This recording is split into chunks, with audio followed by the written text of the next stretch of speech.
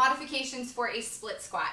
The traditional exercise of the split squat on tonal, we set up in a stagger stance, turn your weight on, and you get down pretty low here.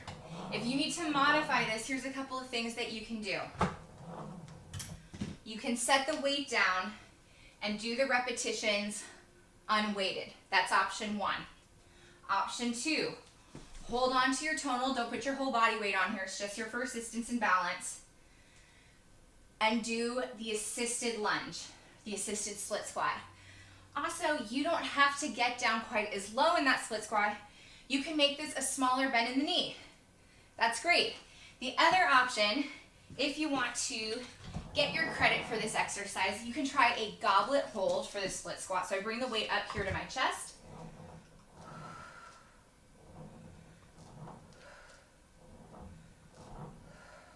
Instead of holding it down by my sides.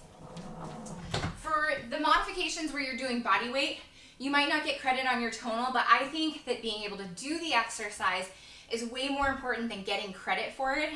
So go ahead and try the unweighted options if you need to.